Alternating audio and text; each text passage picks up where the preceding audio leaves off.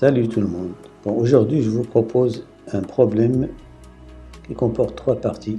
La première partie consiste en l'étude des variations d'une fonction auxiliaire dont on aura besoin dans la deuxième partie, et puis une suite récurrente dont l'objectif est le calcul de sa limite. Puis la deuxième partie, c'est la fonction principale. Bien sûr, l'objectif c'est de tracer la courbe de cette fonction. Et finalement, la troisième partie, elle comporte une fonction définie par une intégrale et dont l'objectif c'est le calcul de la limite en plus infini de cette fonction. Bon, comme d'habitude, vous mettez la vidéo sur pause, vous réfléchissez à la solution et puis vous comparez avec celle proposée et commentée dans cette vidéo. Et bonne chance. Pour la solution de la première partie, on nous demande d'étudier les variations de la fonction g. Bon, donc pour cela, on va calculer la fonction dérivée. G' de x égale la dérivée de l'exponentielle moins x et moins exponentielle moins x. Avec le moins, ça donne plus. Donc ça fait 2 exponentielle moins x moins 1. Donc la fonction dérivée s'annule si et seulement si exponentielle moins x égale 1,5. C'est équivalent à x égale à ln de 2. Alors en deux cas ici, si x, ici il faut aller tout doucement parce que à cause de ce moins x. Donc si x est inférieur à ln de 2, alors moins x est supérieur à moins ln de 2. Or moins ln de 2 c'est ln de 1,5. Moins x est supérieur à, ça veut dire que l'exponentielle de moins x est supérieur à l'exponentielle de ln de 1,5 parce que est égal à 1,5 parce que l'exponentielle de ln de x est égal à x. D'où g' de x est positive, strictement positive sur moins l'infini ln de 2. De la même manière, on peut raisonner comme précédemment. Si x est supérieur à ln, on trouve que 2 exponentielle moins x moins 1 est inférieur à 0. D'où le tableau de variation. Je calcule g de ln de 2, c'est un maximum. Donc c'est quoi? C'est 1 moins ln de 2 qui est strictement positif. Bon, pour la limite au moins l'infini. On sait que l'exponentielle de moins x tend vers plus l'infini quand x tend vers moins l'infini. Donc ça tend vers moins l'infini. Ça c'est plus l'infini, c'est une forme indéterminée. Donc il faut changer l'expression de g de x. Donc je développe, ça fait 2 moins 2 exponentielle moins x, et je factorise par exponentielle moins x. Ça donne quoi? Donc ici, ça tend vers 2. Or, on sait que x exponentielle de x moins l'infini tend vers 0. Donc finalement, c'est exponentielle plus l'infini, c'est plus l'infini, donc c'est moins l'infini. Il est clair que la limite de g de x en plus l'infini, c'est moins l'infini. Pourquoi? Parce que ici, bien sûr, c'est ça c'est 0. Exponentielle moins l'infini 0. Et c'est moins l'infini.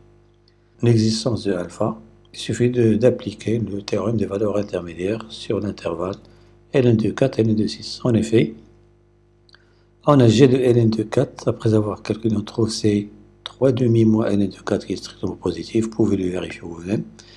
Et g de ln de 6, c'est 5 tiers moins ln de 6 qui est strictement négatif. Donc le produit est strictement négatif.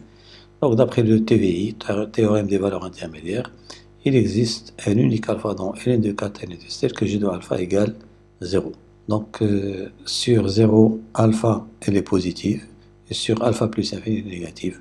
Sinon vous pouvez faire un petit schéma ici, un petit graphe, donc ça c'est 0, ça c'est une valeur maximale. Donc la courbe de la fonction g a cette allure-là. Elle a un maximum, puis elle décroît, elle va vers moins l'infini ici. Ça veut dire quoi? Que sur 0 alpha elle est positive, sur alpha plus infini elle est négative. On pose un plus 1 égale 2 facteurs de 1 moins exponentielle moins un pour n appartenant à n et u0 égale 1.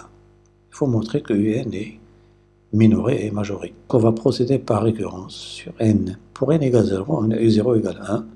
Or, 1 est inférieur à n de 4 qui est inférieur à alpha d'après ce qui précède. Donc, la propriété est vérifiée pour n égale 0. On suppose qu'elle est vérifiée pour n, c'est-à-dire que n est compris entre 1 et alpha. Pour n appartenant à n, on montre que n plus 1 est compris entre 0 et alpha. Donc, soit n appartenant à n, on sait que par hypothèse de récurrence, que n est compris entre 1 et alpha.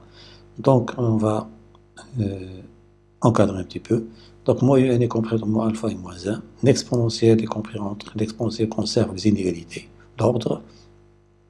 Finalement, on trouve 1 moins exponentielle moins un est supérieur à 1 moins 1 sur e et 1 moins exponentielle moins alpha. Donc, chose qu'il faut remarquer, c'est on va multiplier tout par 2 ici. Donc, on trouvera quoi? Ça, c'est un plus 1 et 2 facteurs de 1. Et remarquez bien que g de alpha est égal à 0, c'est équivalent à 2 facteurs de 1 moins exponentielle moins égal à alpha. Or, 2 facteurs de 1 moins e est supérieur à 1. Donc, finalement, on a un plus 1 est compris entre 1 et alpha. Donc, d'après le principe de récurrence, pour tout n dans n, on a un est bien minoré par 1 et majoré par alpha. Petit b, il est clair que ça, c'est pas difficile. On calcule directement, on trouve c'est g de un. On sait que, petit c, il faut montrer que un est strictement croissante. Oui. Alors, on sait que un est compris entre 1 et alpha. Et g est une fonction décroissante sur 1 alpha, donc g de un est supérieur à g de alpha, qui est nul. Donc ça veut dire quoi? Que un plus 1 moins un, parce que ça c'est g de n, g de alpha, donc un plus 1 moins un est supérieur à 0, ça veut dire que un est strictement croissante. Petit d, du moment que un est strictement croissante et majorée par alpha, donc elle converge vers un nombre réel L, on pose la limite de un égale L. Alors, qu'est-ce qu'on a? On a un plus 1 moins un égale g de un, donc la limite de g de n, c'est la limite de n plus 1 moins, c'est L moins 1, c'est 0.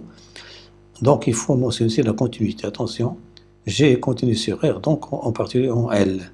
Donc g de n, donc je peux faire entrer la limite à l'intérieur de g, donc ça fait g de L égale 0. Or, un est strictement croissante, donc la limite, la suite converge vers sa borne supérieure, c'est L égale à alpha. D'où la limite de la suite, c'est alpha. On passe à la partie 2. Donc, qu'est-ce qu'on nous demande? La limite, bien sûr, en 0 plus. Bon, il faut remarquer que ça, c'est une limite remarquable. D'accord? Ça, on sait que la limite x moins 1 sur x 0 plus égale 1. Donc, l'opposé, ça va être moins 1. Avec 1 sur 0 plus, c'est plus infini, donc c'est moins l'infini. Voilà. La limite en plus infini, bien sûr, j'écris 1 sur x carré moins exponentielle de x sur pour utiliser cette formule-là. On sait que ça, c'est une limite remarquable de la forme limite de ex sur x puissance alpha quand x tend vers plus infini égale plus infini avec alpha positif. Donc, la limite f de x en plus infini, c'est quoi? Ça, c'est 0, ça, c'est plus infini, donc c'est moins l'infini. Limite de f de x sur x, la même chose, donc non, ça, c'est x3, bien sûr, c'est pas x.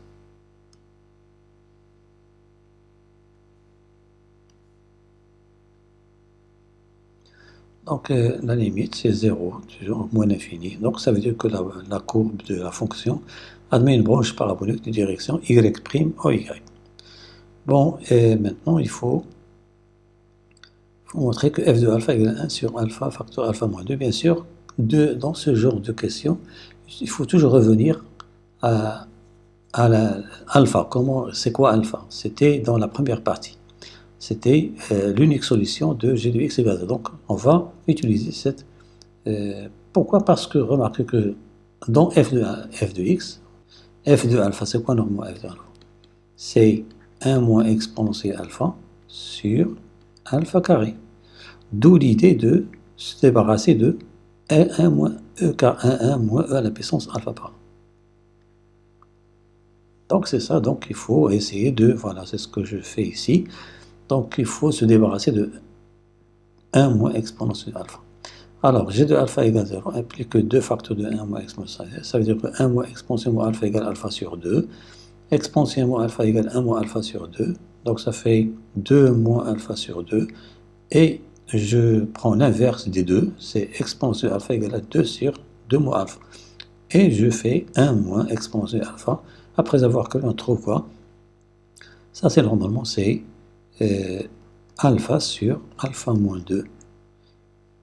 Donc, 1 moins alpha sur alpha carré, parce que ça, c'est quoi? C'est f de alpha. C'est ça. Je divise par alpha carré, on trouve alpha sur alpha moins 2. je divise ça par alpha carré, donc ça fait 1 sur alpha facteur de alpha moins 2. D'où c'est ça. Donc f de alpha, c'est bien 1 sur alpha facteur. Pourquoi ceci? Parce que pour représenter la fonction, la courbe de la fonction, on aura besoin de ça. Petit b montrant que quel que soit x, f' de x est la exponentielle xg de x sur x puissance 3. Pour cela, il suffit d'aller un peu doucement. Donc ici, c'est u sur v'. On calcule un petit peu. Tout le monde sait calculer les fonctions exponentielles, la dérivée des fonctions exponentielles de x carré. On trouve finalement ceci. Donc c'est ex, je refactorise par ex, c'est 2 moins x moins 2 exponentielle moins x. Pourquoi? Parce que quand je factorise par ex, il nous reste c'est moins x, c'est là. Il reste un plus 2, c'est là. Et là, je divise par exponentielle de x, c'est-à-dire je me suis par exponentielle. On trouve ceci. Or, ça c'est quoi? Je factorise par 2 pour retrouver la fonction. Ça c'est la fonction g, c'est g de x.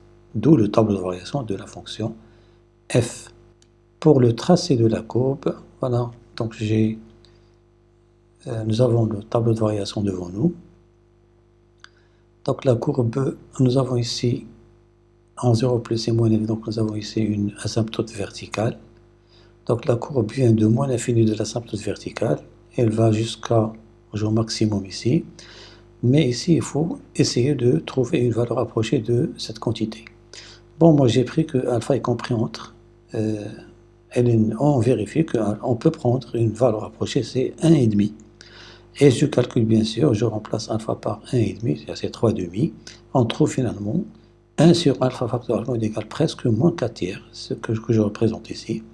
Et voilà, donc nous avons une branche parabolique de direction y primo y, donc ça ressemble à une parabole. Donc ça, c'est la courbe de la fonction f. Pour la solution de la troisième partie, on nous donne une fonction définie par une intégrale f de 0 égale m moins n de 2. Bon, il faut montrer que f de x égale tout ceci. Donc pour cela, qu'est-ce qu'on va faire? On va procéder par intégration par partie. On pose u de t égale 1 moins exponentielle t. Voilà, ce sont des fondements. Et je prends par exemple v' tout égale 1 sur t carré. Donc v de t, c'est une primitive de 1 sur t carré, c'est moins 1 sur t. Et la dérivée, bien sûr, c'est moins exponentielle. Après avoir remplacé la formule que vous connaissez déjà, c'est par partie uv moins l'intégrale u'v. Et on remplace chaque chose par sa valeur. Et on trouve finalement, ça c'est exponentielle de 2x moins 1 sur 2x, moins exponentielle x moins 1 sur x, moins l'intégrale de ceci. Deuxièmement, il faut montrer cet encadrement-là. Donc pour cela, pour tout x positif, on a t compris entre x et 2x, bien sûr, parce que ce sont des bornes de l'intégrale. Alors, je passe à l'exponentielle qui conserve l'ordre, et je divise par t parce que t est strictement positif. Finalement, on intègre. L'intégrale ne change pas l'ordre, donc elle conserve l'ordre. Bien sûr, ex ne dépend pas de t, donc c'est l'intégrale de x à 2x dt sur t. Or, l'intégrale de 1 sur t dt, dt sur t, c'est une primitive de 1 sur t, c'est ln de t. D'où, donc, on trouve ici ln de 2x moins ln de x. Or, ln de 2x, ln de 2 plus ln de x. Donc, ça fait ln de 2. Et ici, la même chose, on trouve exponentielle de 2x, ln de 2. D'où l'encadrement voulu. Conclusion, pour tout x, nous avons ceci. Avant de calculer la limite de cette quantité, bien sûr, on utilise ici le théorème des gendarmes.